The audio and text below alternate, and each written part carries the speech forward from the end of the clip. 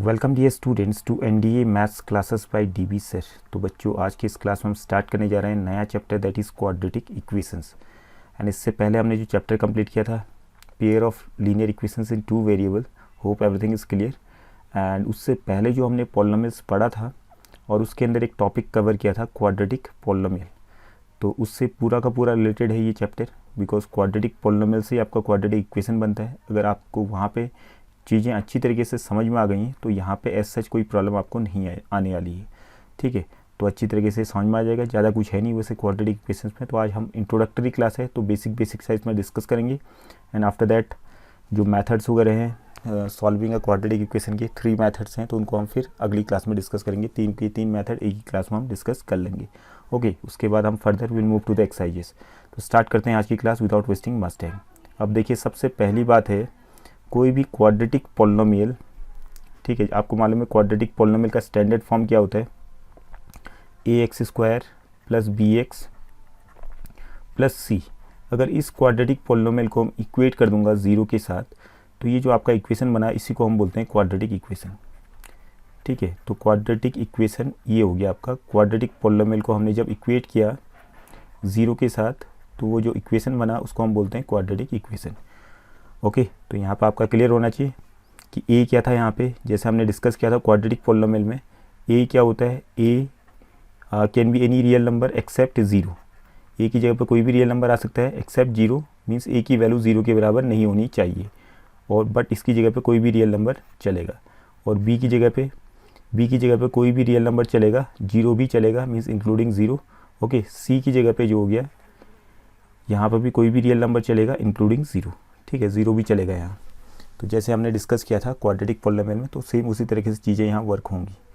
Okay, अब यहाँ देखिए, इसमें समझने वाली बातें ये है कि आपको यहाँ पे बेसिक सी चीज़ें आपकी क्लियर होनी चाहिए। x² का कोफिशिएंट, x का कोफिशिएंट और कांस्टेंट टर्म।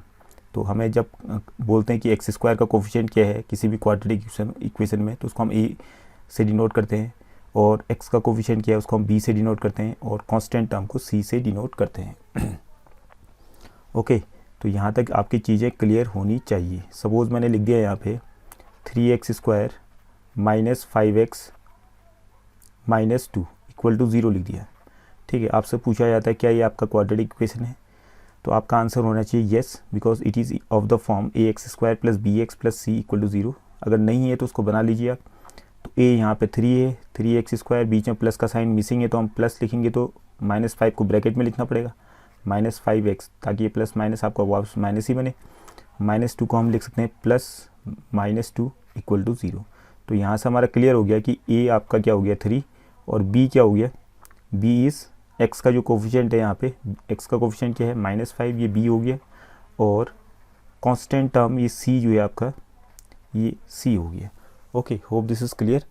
तो इस तरीके से चीज़ें आपने समझनी है। सपोज़ हमने लिख दिया x² -2 इक्वल टू 0, क्या ये क्वाड्रेटिक इक्वेशन है, तो हमारा आंसर होगा yes. Why, because left hand side में जो है आपने चेक करना है कि क्वाड्रेटिक पॉलिनोमियल है या नहीं है।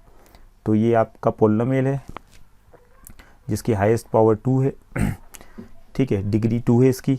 तो हमारा एक क्वाड्रेटिक पॉलिनोमियल बना हुआ है, और जो कि इक्वेट है 0 के साथ, तो ये वाकई में आपका क्या होगा, क्वाड्रेटिक इक्वेशन होगा। तो इसको स्टैंडर्ड फॉर्म में हम कन्वर्ट कर सकते हैं। स्टैंडर्ड फॉर्म में लिखेंगे तो ax² आपका x² का कोफिशिएंट यहाँ पे कुछ नहीं तो 1 होगा, 1x² प्लस bx, x वाला टर्म गायब है यहाँ पे, तो x वाले टर्म के आगे हमने 0x लिख दिया। हमने कहा था कि b की वैल्यू 0 चल जाएगी, बट a की वैल्यू 0 नहीं चलेगी। ओके, और c तो ऑलरेडी है यहाँ पे, प्लस -2 हमने लिख दिया, इक्वल टू 0 किया। तो यहाँ से हमारा क्लियर हो गया कि a की वैल्यू 1 है, और b की वैल्यू 0 है, और c की वैल्यू -2 है। Okay, hope this is clear. अगर मैं इस तरीके से लिख दूँ कहीं पर x² इक्वल टू 0 लिख दूँ, तो ये भी आपका क्वाड्रेटिक इक्वेशन हो गया। ठीक है, इसको स्टैंडर्ड फॉर्म में आप लिख सकते हैं, कन्वर्ट कर सकते हैं। कैसे, 1x², x वाला टर्म नहीं है तो 0x लिख दो, कांस्टेंट टर्म गायब है तो प्लस 0 लिख देते हैं c की जगह पे इक्वल टू 0। तो यहाँ पे a 1 हो गया, b 0 हो गया, और c 0 हो गया। ओके, इन दिस वे आपको समझनी चीज़ें। अगर मैंने ऐसे लिख दिया x-1 into x-2 equal to 0, ठीक है, तो आपसे पूछा जाता है कि ये क्वाड्रेटिक इक्वेशन है या नहीं है। तो पहले तो आप इसको प्रॉपर तरीके से मल्टीप्लाई करेंगे, एक पॉलिनोमियल सिंगल पॉलिनोमियल में कन्वर्ट करेंगे। ठीक है, मल्टीप्लाई करके सिंप्लीफाई कीजिए इसको। तो सिंप्लीफाई करने के बाद जब इनको हमने मल्टीप्लाई किया, तो क्या आया, दोनों ब्रैकेट को मल्टीप्लाई करने पर x square minus 3x plus 2 equal to 0 आ गया। तो a x square plus b x plus c equal to 0 standard form में आ गया। That means it is also a quadratic equation. Okay, hope this is clear. और कहीं पे मैंने लिख दिया x माइनस 2 का whole square equal to 10 plus 3x। तो आपसे पूछा जाता है कि क्या ये क्वाड्रेटिक इक्वेशन है, तो आप इसको कन्वर्ट कीजिए पहले, तो मीन्स इसको सिंप्लीफाई कीजिए पहले। तो x माइनस 2 का होल स्क्वायर है, तो इसको फॉर्मूले से आप सिंप्लीफाई करेंगे, तोड़ेंगे, तो यहाँ पे a माइनस बी का होल स्क्वायर बन रहा है, तो a स्क्वायर माइनस 2ab, तो माइनस 4x हो जाएगा, प्लस b स्क्वायर माने प्लस 2 का स्क्वायर 4 बन गया, 10 को इस तरफ माइनस 3x को इस तरफ, तो माइनस 3x हो गया प्लस 3x, और प्लस 10 हो जाएगा माइनस 10 इक्वल टू 0। इसको फर्दर सिंप्लीफाई करेंगे तो आ जाएगा x square minus 4x minus 3x क्या हो जाएगा माइनस 7x, और प्लस 4 और माइनस 10 से क्या बन जाएगा माइनस 6 इक्वल टू 0। तो ये भी आपका क्या बन गया क्वाड्रेटिक इक्वेशन। तो चीज़ें घुमा फिरा के दी होंगी, लेकिन आपको पता करना है कि क्वाड्रेटिक इक्वेशन है या नहीं है। तो आपने सिंगल पोलिनोमियल में कन्वर्ट कीजिए, सारी चीज़ों को सिंप्लीफाई कीजिए, उसके बाद एक तरफ लाइए, देखिए स्टैंडर्ड फॉर्म में है या नहीं, a x square plus b x plus c equal to 0 है या नहीं। अदरवाइज अगर नहीं होगा तो वो क्वाड्रेटिक पोलिनोमियल नहीं होगा। जैसे मैंने यहाँ लिखा x minus 3 into x minus 2, ठीक है, और इस तरफ लिख दिया x माइनस 2 का होल स्क्वायर। अब इसको आपने पता करना है कि क्या ये क्वाड्रेटिक पोलिनोमियल है, सॉरी क्वाड्रेटिक इक्वेशन है या नहीं है। तो इसको आप सिंप्लीफाई करेंगे तो what you will get, x square minus 5x plus 6, दोनों ब्रैकेट को मल्टीप्लाई करने पे तो ये आ गया, और यहाँ पे a माइनस बी का होल स्क्वायर लगाऊँ तो सिंप्लीफाई करने के बाद ये आ जाएगा a स्क्वायर माइनस 2ab, तो 4x आ गया, प्लस b स्क्वायर माने प्लस 4 हो गया। अगर सबको एक तरफ भेजेंगे हम तो x square minus 5x plus 6, x square को इस तरफ लाए तो माइनस एक्स स्क्वायर हो गया, माइनस 4x को इस तरफ लाए तो प्लस 4x हो जाएगा, और प्लस 4 को इस तरफ लाएंगे तो माइनस 4 हो जाएगा इक्वल टू 0। अब यहाँ पे एक्स स्क्वायर से एक्स स्क्वायर कैंसिल हो रहा है आपका, माइनस 5x प्लस 4x कितना हो जाएगा माइनस 1x, और प्लस 6 और माइनस 4 से क्या बन जाएगा plus 2 equal to 0। That means ultimately हमारे पास चीज़ें क्या बची, अल्टीमेटली हमारे पास आ गया minus x plus 2 equal to 0। ठीक है, तो यहाँ एक्स स्क्वायर वाला टर्म ही गायब है। अब एक्स स्क्वायर वाला टर्म यहाँ पे लाना है तो 0 एक्स स्क्वायर लिखना पड़ेगा, बट जैसे कि हमने कहा था कि एक्स स्क्वायर का जो कोफिशिएंट है a वो 0 के बराबर नहीं होना चाहिए। हालांकि इसको मैं बना दूंगा ऐसे 0 x square minus plus minus 1x plus 2 equal to 0, but यहाँ पे एक्स स्क्वायर का जो कोफिशिएंट है ये तो हो गया 0, तो ये कि नॉट पॉसिबल हो जाएगा, तो हो ही नहीं सकता है। अदरवाइज ये आपका क्वाड्रेटिक पोलिनोमियल ही नहीं बनेगा लेफ्ट हैंड साइड वाला। ठीक है, तो यहाँ पे हमारा आंसर होगा no, it is not a quadratic equation. इसको हम लीनियर इक्वेशन कह सकते हैं, बिकॉज यहाँ पे जो पोलिनोमियल बना है लीनियर पोलिनोमियल है, ठीक है, इन वन वेरिएबल, और इसको हम linear equation in one variable कह सकते हैं।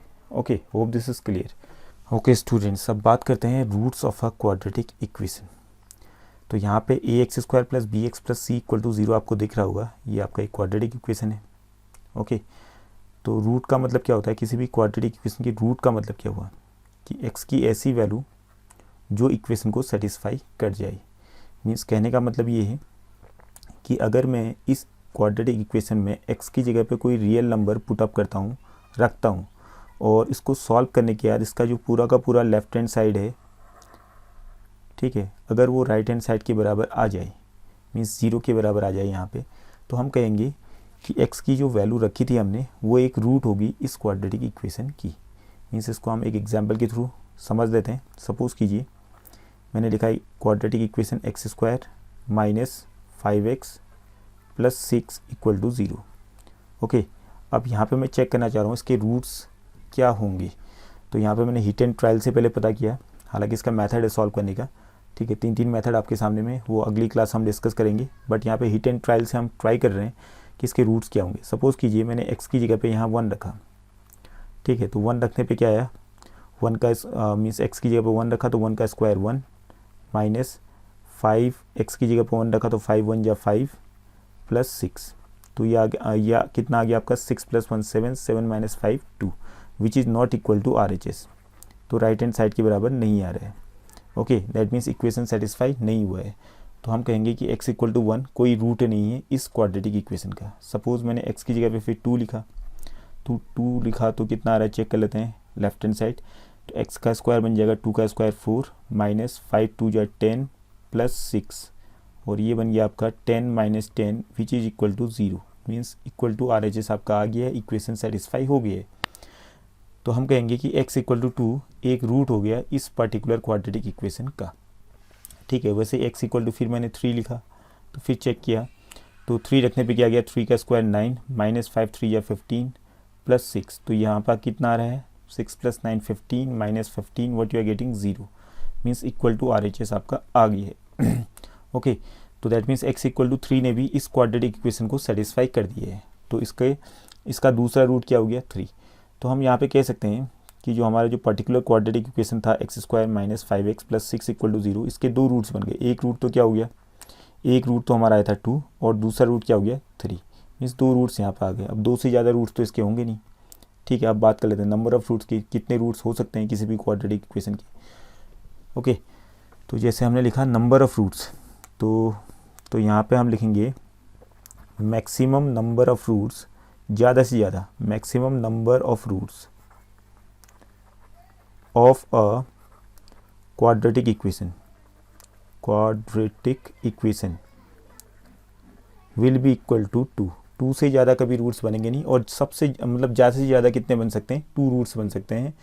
मीन्स जब हम रूट्स की बात करते हैं यहाँ पे तो यहाँ पे रियल रूट्स की बात करते हैं। वैसे रूट्स तो बनेंगे, ठीक है, अगर क्वाड्रेटिक इक्वेशन है तो 2 रूट्स तो होंगे उसके। ठीक है, अब वो रियल भी हो सकते हैं इमेजनरी भी हो सकते हैं, बट यहाँ पे हम बात कर रहे हैं रियल रूट्स की। तो अगर हम रियल रूट्स की बात करेंगे यहाँ पे तो किसी भी क्वाड्रेटिक इक्वेशन के maximum number of real roots जो बनेंगे वो बनेंगे 2। हो सकता है किसी भी क्वाड्रेटिक इक्वेशन के एक ही रूट बने। ठीक है, जैसे मैंने कोई क्वाड्रेटिक इक्वेशन लिखा x square minus 4x plus 4 equal to 0 तो इस क्वाड्रेटिक इक्वेशन का केवल एक ही रूट है। ठीक है, कि ये जो क्वाड्रेटिक इक्वेशन सेटिस्फाई करेगा केवल x इक्वल टू 2 से सेटिस्फाई करेगा, अदरवाइज़ ये सेटिस्फाई होगा ही नहीं किसी भी रियल नंबर से एक्सेप्ट 2। तो 2 से सेटिस्फाई हो रहा ओनली। ओके तो यहाँ पे 2 का स्क्वायर 4 हो गया माइनस 4 2 या 8 हो गया plus 4 that means 4 plus 4 8 minus 8 equal to 0 that means equal to RHS आपका आ गया। तो 2 की वजह से ये इक्वेशन सेटिस्फाई हो रहा है। अदरवाइज़ 2 के अलावा आप ट्राई करके देख लेना, इसमें 2 के अलावा कोई भी रियल नंबर रख के देख लेना तो ये इक्वेशन कभी सेटिस्फाई नहीं होगा। हाँ, इमेजनरी नंबर्स अगर हम यहाँ पुट अप करेंगे तो तब तो सेटिस्फाई होगा। तो दैट इज़ डिफरेंट थिंग, ये आप क्लास 11 में जाके पढ़ेंगे कॉम्प्लेक्स नंबर चैप्टर्स में। ठीक है, तो वहाँ पे हम इमेजनरी रूट्स भी निकालते हैं, बट यहाँ क्लास 10 में हम जब बात कर रहे हैं तो हम केवल रियल रूट्स की बात करेंगे। तो maximum number of real roots कितने हो सकते हैं किसी भी क्वाड्रेटिक इक्वेशन के 2, और 2 से कम भी हो सकते हैं, 1 रूट भी हो सकता है, या ऐसा भी हो सकता है कि किसी भी क्वाड्रेटिक इक्वेशन में के कोई रूट हो ही ना हो, रियल रूट हो ही ना हो। ठीक है, तो इसको हम ग्राफिकली कैसे अंडरस्टैंड कर सकते हैं, इस चीज़ को हम थोड़ा सा विजुलाइज करते हैं चीज़ें यहाँ, तो इससे थोड़ी सी आपकी अंडरस्टैंडिंग और क्लियर होगी। ओके, अब देखिए स्टूडेंट्स, आप यहाँ पे I have written ax square plus bx plus c, ये आपका एक क्वाड्रेटिक पोलिनोमियल है। ओके, जिसको हमने रिप्रेजेंट कर रखा है y से, मीन्स इस क्वाड्रेटिक पोलिनोमियल को हमने इक्वल टू y मान रखा हुआ है। ओके, तो जैसे कि हमने लीनियर इक्वेशंस वाले चैप्टर में पढ़ा था, होप यू रिमेंबर, किसी भी लीनियर पोलिनोमियल को अगर हमने रिप्रेजेंट करना है कार्टेशियन प्लेन के ऊपर तो उसको रिप्रेजेंट करना बहुत आसान होता था।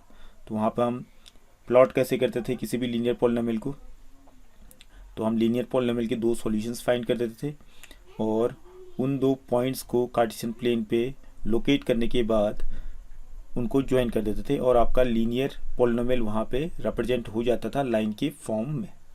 बट यहाँ पे जैसे हम क्वाड्रेटिक पोलिनोमियल की बात करते हैं तो इसको रिप्रेजेंट करना इतना आसान नहीं, मीन्स आसान तो है बट यहाँ पे थोड़ा सा टाइम टेकिंग है, बिकॉज हम यहाँ पे केवल 2 सॉल्यूशंस से काम नहीं चलेगा, आपको ज़्यादा सॉल्यूशंस निकालने पड़ेंगे। ठीक है, जैसे आपने ये बना दिया x एक्सिस और दूसरा बना दिया y एक्सिस। ठीक, और जब आप किसी भी क्वाड्रेटिक पोलिनोमियल को जब आप प्लॉट करने जाएंगे तो जैसे कि मैंने यहाँ पे लिखा है y equal to ax square plus bx plus c, तो यहाँ पे जब मैं x की वैल्यूज़ लेते रहूँगा डिफरेंट वैल्यूज़, क्लोज वैल्यूज़ लीजिएगा। जैसे मैंने x की जगह पे 0 लिखा, ठीक है, x की जगह पे 0 लिखा तो y की वैल्यू कुछ आ गई। ठीक है, तो एक सॉल्यूशन आ जाएगा। फिर x की जगह पे 1 रखा तो y की फिर दूसरी वैल्यू आ गई। फिर x की जगह पे -1 रखा तो y की डिफरेंट दूसरी वैल्यू आ गई। ठीक है, ऐसे मैं x की वैल्यूज़ को चेंज करते रहूँगा। ठीक है, -2 लूँगा, -3 लूँगा और +1 +2 +3 ऐसे वैल्यूज़ रखूँगा, तो मेरे पास करीबन 7-8 सॉल्यूशन, 8 सॉल्यूशन तो होने चाहिए, मीन्स 8 सॉल्यूशंस आप निकाल दीजिएगा। उसके बाद फिर आप इनको, जैसे ये पॉइंट्स आपके कुछ इस टाइप के आ गए सपोज़ कीजिए, ठीक है, इस टाइप्स के पॉइंट्स कुछ आ गए, सॉल्यूशंस आ गए, तो इन सबको हम जब ज्वाइन करेंगे तो आपका ग्राफ कुछ ऐसा नज़र आएगा। ठीक है, ये तो मैं खाली एक एग्जांपल बता रहा हूँ आपको, अब जो ही नहीं कि ऐसा ही ग्राफ बनेगा। ओके, तो यहाँ पे जैसे हम ग्राफ की बात करते हैं, तो किसी भी क्वाड्रेटिक पॉलिनोमियल का जो ग्राफ बनता है वो या तो ऐसा बनेगा या ऐसा बनेगा, मीन्स इसका जस्ट उल्टा। ठीक है, ये आपका है पैराबोलिक शेप का, मीन्स पैराबोलिक टाइप का हम कहते हैं। पैराबोलिक अपवर्ड से ही ऊपर की तरफ है पहला वाला, और दूसरा वाला है पैराबोलिक डाउनवर्ड्स, पैराबोलिक डाउनवर्ड्स। तो ये पैराबोला क्या होता है, उससे ये पैराबोलिक टर्म आया है, मीन्स पैराबोला का जैसा शेप होता है उसी टाइप का शेप इस कर्व का भी बनता है क्वाड्रेटिक पॉलिनोमियल का। ठीक है, अब ये पैराबोला क्या होता है इसके बारे में आप डिटेल में पढ़ेंगे जब आप क्लास 11 में कॉनिक सेक्शन चैप्टर पढ़ेंगे, तो वहाँ पर आपको बेटर तरीके से ये चीज़ें क्लियर हो जाएंगी कि हाँ ये टर्म वहाँ से आया है। हालांकि वो टॉपिक तो पूरा ही डिफरेंट है, बट शेप की हम बात करते हैं कि शेप कुछ पैराबोला की टाइप का होगा इनका। ओके, या तो पैराबोलिक अपवर्ड्स या पैराबोलिक डाउनवर्ड्स, तो इसके अलावा और कोई ऑप्शन नहीं है।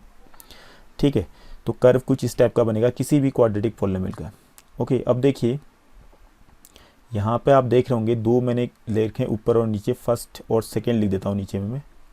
ठीक है, फर्स्ट वाले को देखिए, ऊपर वाले में 3 केसेस मैंने ले रखे हैं, 3 अलग अलग ग्राफ बना रखे हैं ग्रीन कलर से।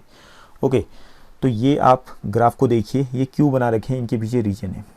ठीक है, इस टाइप का ग्राफ कब बनेगा, किसी भी क्वाड्रेटिक पॉलिनोमियल का ग्राफ, ये सारे के सारे अपवर्ड्स हैं, आप देख रहे होंगे पैराबोलिक अपवर्ड्स सब बने हुए हैं। ठीक है, तो पैराबोलिक अपवर्ड्स कब बनेगा किसी भी क्वाड्रेटिक पॉलिनोमियल का ग्राफ जो है, उसके लिए कंडीशंस होती है जब कोई भी quadratic polynomial ax² + bx + c = 0, sorry, जब कोई भी quadratic polynomial y = ax² + bx + c में जब a की वैल्यू ग्रेटर देन 0 है, मीन्स a पॉजिटिव है जब, ठीक है, जब a पॉजिटिव होगा तब आप ये समझिएगा कि जो ग्राफ है हमेशा वो ऊपर की तरफ को बनेगा, पैराबोलिक बनेगा ऊपर की तरफ को, अपवर्ड्स। ठीक है, तो ये तीनों के तीनों जो है पैराबोलिक अपवर्ड्स हैं, दैट मीन्स इन तीनों में जो है a की वैल्यू क्या है, ग्रेटर देन 0 है। और जो नीचे वाले सेकेंड में मैंने रेड कलर से जो ग्राफ बना रखे हैं, ये सारे के सारे पैराबोलिक डाउनवर्ड्स हैं। तो ये कब बनेंगे, जब कोई भी जो आपका क्वाड्रेटिक पॉलिनोमियल है ax² + bx + c में जब जो a है, x² का जो कोफिशिएंट a है वो लेस देन 0 हो। ठीक है, जैसे मैंने दिया -2x² + 3x + 4। ठीक है, तो ये आपका एक क्वाड्रेटिक पॉलिनोमियल हो गया। यहाँ पर आप a की वैल्यू दे रखेंगे, ये नेगेटिव है, लेस देन 0 है। तो इस तरह के जो क्वाड्रेटिक पॉलिनोमियल होंगे, इनका जो ग्राफ बनेगा वो पैराबोला की शेप का होगा, बट नीचे की तरफ को, पैराबोला किस टाइप का होगा, नीचे की तरफ को, नीचे की डायरेक्शन में। ठीक है, पैराबोलिक डाउनवर्ड्स। ओके, अब यहाँ पे ऊपर वाले में भी 3 केसेस हैं। ठीक है, तो ऊपर वाले में आप देख रहे होंगे 3 केसेस हमने बना रखे हैं कि जो पैराबोला है एक्स एक्सिस को 2 पॉइंट पे इंटरसेक्ट कर रहा है पहले वाले में, दूसरे वाले में पैराबोला जो है एक्स एक्सिस को केवल 1 पॉइंट पे इंटरसेक्ट कर रहा है, और तीसरे वाले पे पैराबोला जो है एक्स एक्सिस को इंटरसेक्ट कर ही नहीं रहा है, टच कर ही नहीं रहा है। ओके, तो पहले वाले केस में हो गए 2 roots of a quadratic equation, means कहने का मतलब ये है, जैसे मैंने क्वाड्रेटिक पॉलिनोमियल लिखा था y = ax² + bx + c, तो अगर मैं y की जगह पे 0 कर दूं, y को अगर पूरा का पूरा 0 बना दूं, तो y 0 लिख दिया मैंने y की जगह पे, और इसको ऐसे रहने दिया क्वाड्रेटिक पॉलिनोमियल को ax² + bx + c। ठीक है, तो हम इसका मतलब क्या हुआ कि ये जो क्वाड्रेटिक पॉलिनोमियल में x की किस वैल्यू के लिए जो आपका y 0 बना, मीन्स ये जो पॉइंट होगा कहाँ पे लाई करेगा, एक्स एक्सिस पे, क्योंकि एक्स एक्सिस पे जब कोई भी पॉइंट हम देखते हैं उसका y कोऑर्डिनेट हमेशा 0 होता है। तो यहाँ पे y 0 बन गया, तो y 0 बनने का मतलब क्या हुआ कि एक्स एक्सिस पे जो पॉइंट है x की वैल्यू को रखने पर y कोऑर्डिनेट 0 आ गया। ठीक है, दैट मीन्स जब कोई भी क्वाड्रेटिक पॉलिनोमियल का जो कर्व है वो एक्स एक्सिस को अगर किसी पॉइंट पे इंटरसेक्ट करे, ठीक है, तो वो पॉइंट जो होगा, उस पॉइंट का जो आपका एक्स कोऑर्डिनेट होगा उसको हम कह देंगे इसका रूट है। ठीक है, होप दिस इज़ क्लियर। तो यहाँ पर आप देख रहे होंगे पहले वाले केस में, केस 1 में जो पहला आपका ग्राफ बना हुआ है, यहाँ पे जो पैराबोला है वो एक्स एक्सिस को 2 पॉइंट पे इंटरसेक्ट कर रहा है, दैट मीन्स यहाँ पे 2 रूट्स हो जाएंगे, 2 रियल रूट्स। ठीक है, रूट्स तो बात करेंगे, दोनों रूट्स यहाँ पे रियल है। और सेकेंड वाले उसमें देखिए आप, सेकेंड फर्स्ट का केस 1 में, सेकेंड वाले में देखिए केवल एक पॉइंट पे इंटरसेक्ट कर रहा है, तो इसका केवल 1 रियल रूट हम कहेंगे, 1 रियल रूट। ठीक है, एक ही रूट होगा इसका रियल, अदर रूट जो होगा तो वो इमेजिनरी होगा, रियल तो होगा नहीं। ठीक है, और तीसरे वाले में ये एक्स एक्सिस को तो कहीं पे इंटरसेक्ट कर ही नहीं रहा है, दैट मीन्स वाई कभी जीरो बनेगा ही नहीं, मीन्स एक्स के किसी भी वैल्यू के लिए वाई कभी जीरो बनेगा ही नहीं, एक्स के किसी भी रियल वैल्यू के लिए वाई कभी जीरो के बराबर नहीं बनेगा। जब वाई जीरो के बराबर नहीं बन रहा है, दैट मीन्स इसका हो जाएगा no real roots, no real roots. ठीक है, कोई रूट्स ही नहीं बने इसके रियल, मीन्स तो नंबर ऑफ रियल रूट्स क्या होगा इसमें, ज़ीरो। तो यहाँ पर आप देख रहे होंगे पहले वाले केस में नंबर ऑफ रियल रूट्स थे 2, दूसरे वाले केस में नंबर ऑफ रियल रूट्स थे 1, और तीसरे वाले में बन गया नंबर ऑफ रियल रूट्स 0। तो वैसे ही दूसरे वाले में भी आप समझ सकते हैं, जो केस 2 में हमने रेड कलर से जो ग्राफ बना रखे हैं, यहाँ भी 3 बना रखे हैं, तो तीनों के तीनों जो हैं क्यों बनेंगे ऐसे ग्राफ, किसके बनेंगे आपको मालूम ही है, जब किसी भी quadratic polynomial ax² + bx + c में a अगर नेगेटिव होगा, मीन्स लेस देन 0 होगा, तो हमेशा जो है पैराबोलिक जो उसका ग्राफ बनेगा पैराबोलिक डाउनवर्ड्स बनेगा। और वो भी आपका 3 तरह की चीज़ें फेस करेगा, मीन्स या तो वो एक्स एक्सिस को 2 पॉइंट पे इंटरसेक्ट करेगा, या एक ही पॉइंट पे इंटरसेक्ट करेगा, या इंटरसेक्ट ही नहीं करेगा, मीन्स टच ही नहीं करेगा एक्स एक्सिस को। ठीक है, तो यहाँ से आपको समझ में आ गया कि y = ax² + bx + c हमने जब लिखा था तो क्वाड्रेटिक पॉलिनोमियल बनाया। अब y की जगह पे 0 लिखा हमने, तो y की जगह पे 0 रखा, दैट मीन्स x के किस वैल्यू के लिए y 0 बन रहा है, तो वो पॉइंट निकालने के लिए, तो उस पॉइंट की खोज करने के लिए तो हमें कहाँ पे जाना पड़ेगा, एक्स एक्सिस पे ही जाना पड़ेगा, क्योंकि एक्स एक्सिस पे जो है y की वैल्यू 0 होती है, y की वैल्यू 0 कहीं हो ही नहीं सकती कोऑर्डिनेट प्लेन में एक्सेप्ट ऑन एक्स एक्सिस।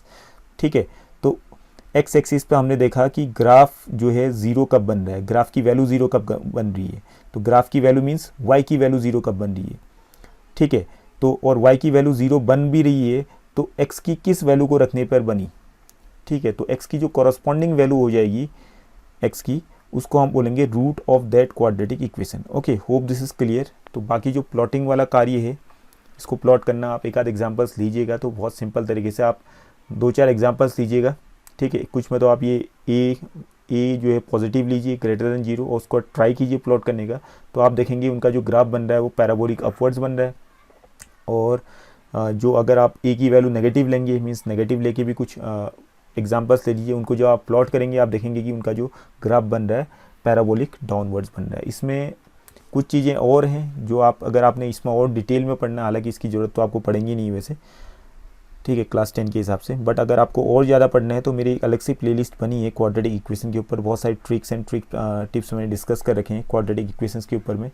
तो quadratic equations for NDA exam के नाम से बना होगा, तो वहाँ पे आप विज़िट कीजिएगा, तो काफ़ी इंटरेस्टिंग फैक्ट्स आपको समझ में आएंगे। ठीक है, रिलेटेड टू द टॉपिक। सो आज की क्लास में इतना ही, तो फिर मिलते हैं अगली क्लास में with the methods of solving a quadratic equation. So thank you for today's class.